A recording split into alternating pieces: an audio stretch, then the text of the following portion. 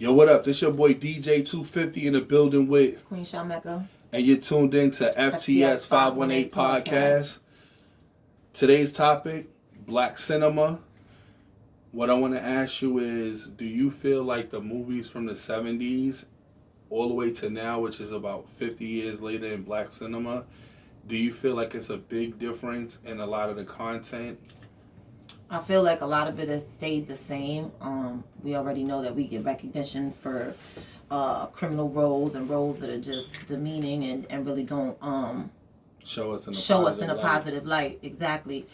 So that really hasn't changed much. However, now you're seeing a lot more independent producers producing work that's, about elevating people's, minds as far as how, we perceive ourselves and how we also allow others to receive us as well. You know what I mean? Okay. So I feel like there's a little shift going. However, we already know that the main focus in the industry is, shining us in a bad light. And that's what has always sold. Okay. You know what I mean? So do you feel like movies with other topics just don't do well in the box office? I mean, we strive to. However, when, people don't like to make it seem like it's that deep. However, it really is that deep when you have systems designed that keep us, in a small box. You know what I mean? And when you can't jump outside that box and make things happen for yourself, then we're limited to what we can do. We've still got actors currently, playing significant roles for the first time, or receiving certain awards for the first time, and those things is just nonsense, knowing that we've always been in this craft. You know what I mean? I have an issue with I have an issue with the way they treated two of our actors, Halle Berry and Wesley Snipes. My thing is, I understand like they put actors and actresses in certain movies, and they try to put the blame on movies bombing on them. So my thing is like, okay, they say, yeah, Halle Berry was in this blockbuster, and then they'll say, oh, everything else failed, like Catwoman and everything after.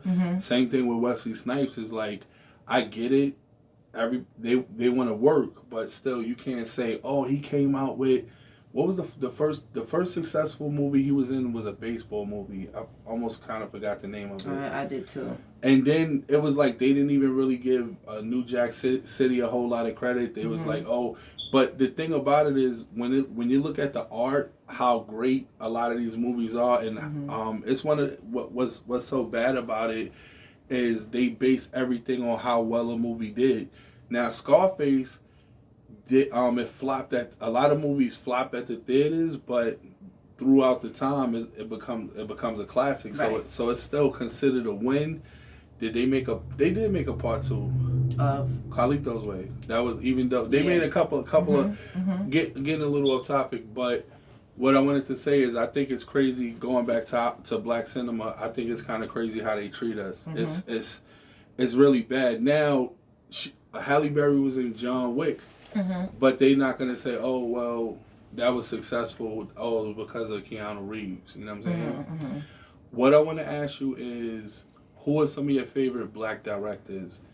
Well, I mean, they're going to be some of our only Black directors. It's not a lot. So, clearly Spike Lee. We've got John Singleton. A lot of people don't like Tyler Perry because,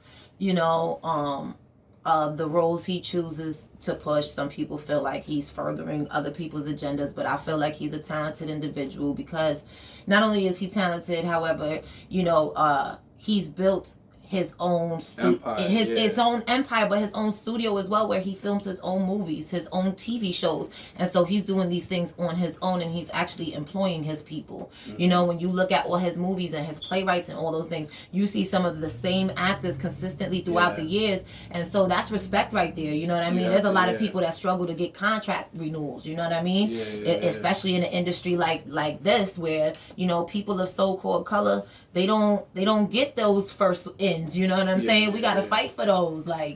So you just feel in general, almost in every aspect of life, we just have to work so much in harder. every arena. That's hard. In every even when you're a little lighter, like we still. And you know what? And I'm not even gonna lie, because I spoke about this before, that being light skinned, we even walk in privilege because we're received differently than I don't feel like no. When I get pulled over, I'm like, yo. Clearly, you still a brother. But what I'm saying is, I'm not saying that we don't get the same. What I'm saying is that when we walk into certain places, we're gonna be received differently than our brothers and sisters that are a lot darker than us. Those immediate judgments and things like that, where people automatically react, those things are real. You know what I'm saying? And so I know that, if I walk in a room, where there's mostly white people and, there's somebody that's darker than me, I know that they're probably going to receive me a lot nicer than they would her, because that's just the reality of society that is messed up for our sisters and brothers out there. Yeah. Not only us, but especially for them. You know what I mean? It's like, come on, man. Are you serious? Like, we got to still have those conversations with our daughters that they're beautiful. And it's like, oh, love your dark skin. Why do we have to tell our babies love their dark skin? They should already know that. But we live in a society where they try to make our babies think that that's not beautiful. I feel bad. You know what I'm saying? And so imagine how that transcends into the industry, the artistry.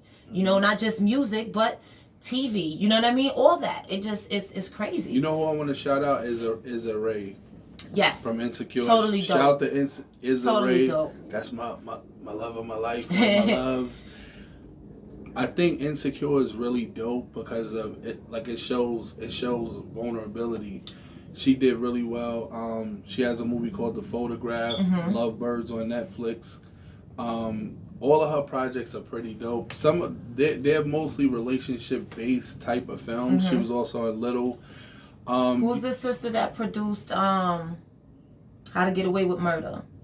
Is that the same girl that did the Central Park 5 or no? I don't know her name. So there's a sister that's been producing. She produces all kinds of different shows, but she's pretty dope. I gotta get her name. It starts with an M. It's gonna come to me, but I feel horrible because she definitely needs to be shouted out. She's like I believe she does Grey's Anatomy too. Like It's a sister that produces like those big shows. So we getting some wins, but not enough. Not enough for the work that we've been doing and been putting in. And going back to the crabs in the barrel, it's crazy that with Tyler Perry they wanna have him and Spike Lee going at each other. The thing about Tyler Perry, where I would give him a lot more credit, is most of Spike Lee's movies he did it through other companies.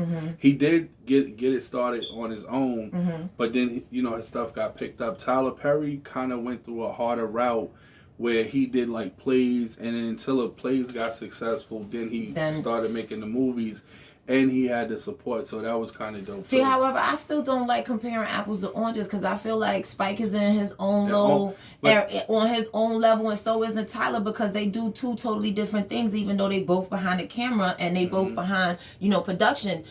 Spike Lee's vision is totally different than what Tyler Perry's vision is. So you got to understand there's a totally different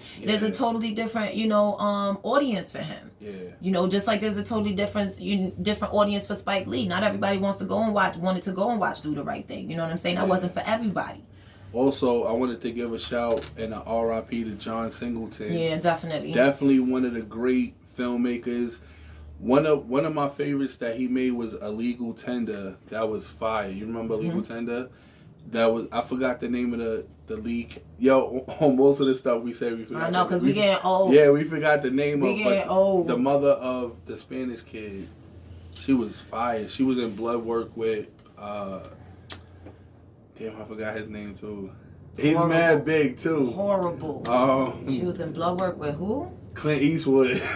Yo, my memory is bad. Yeah, Clint Eastwood got some buns from the Spanish kid moms from. He also did Redwood. He's done a lot. He's done Boys in the Hood. Boys in the Hood is a classic that I mean, like, he did Fast and Furious too. John Singleton's done a lot of things, but what's a legend and is definitely Boys in the Hood. That's something that you Hustle and Flow. That's one too that you sound like they just threw that together and it popped. Yeah, but it didn't even seem like it though. That it popped? No, like he just threw it together. It just the thing is sometimes you have ideas. Yeah, if your vision is clear. And that's the thing with success. Like sometimes you'll be successful at something that you didn't even expect. Right. So that's dope. We have any more black directors we gotta shout? Oh my goodness. That's like it. It ain't even a whole lot. There ain't a whole lot. Oh, big shout to Jamal Hall from New Jersey. He puts a lot of films out. He had my man Snag in one of them. Okay. I try to keep up with even the local directors because there's a lot of dope local directors. Prince Brav from Skinneck. He put out 2 films. Yeah. Prince Brav is definitely dope. I'll give him love. Shout out to all the video directors because people really don't know what it takes to put a music video together. He's fire too. He's fire too. Nasty with it. Yeah. He just did a new joint for Pesci. Yeah. You seen it? I didn't see it. It's fire. But I be paying attention because it's fire. It's called Hustle and Motivate. Yeah. With my man Freaka. ADG is kind of fire. It actually just dropped yesterday. Nice. Don't forget to check out my man Pesci. Ah! Not the free promos and all. Just always gotta get mad extra. Any last? Just make sure, there's a lot of movies out there that we gotta make sure we sit and watch with the babies. You know what I'm saying? That have us as far as representation. So what would be one family classic that you feel like you gotta watch with the kids today? You gotta watch it tonight when you get to the crib. Like watch it tonight when I get to the crib. I want to watch Sleep. No, well, yeah, definitely, because, work here, so, definitely home and sleep. I don't know, I like movies that just show family and show love, like, what was the movie? Almost Christmas? No, This Christmas with Chris Brown is definitely one my kids love, but what's the one with Lauryn Hill when she was in the church choir? Sister Act 2? Sister Act 2, Sister Act 1 was good. I like movies that are tasteful that you can watch with the kids. We forgot Whoopi Goldberg. Whoopi Goldberg is definitely, Oh! Let me see how much time. That's all right if we go over a minute. All right. Yo, we definitely got to give Denzel Washington a shout. Most definitely. What I wanted to say is Fences is one of the dopest movies ever made. I think it's kind of messed up that he got an award for Training Day, which he should have got it for Fences or one of the other great movies that he's been making for the past 40 years. I know. Peace to the God, Denzel. Yeah, he's made a lot of great movies that have shown black men in a beautiful, beautiful light. And if you could ask him one question, like say if you met Denzel and you had like 5 minutes, what would be the question you would ask him? I wouldn't even ask him a question. I just tell him to speak Spanish because he sounds amazing. Denzel? Yes. You know what I would tell him? Yo, when he did Soldier Story and they caught him at the end, and he had like mad rain on him, he was looking crazy. Yo, it wasn't a horror flick, but I was wild scared. Yeah. I love Denzel. I was a scaredy cat. I just started watching horror flicks. Yeah. We like to thank everybody for tuning in. Your boy Djtwofifty, Mecca. Peace. Peace.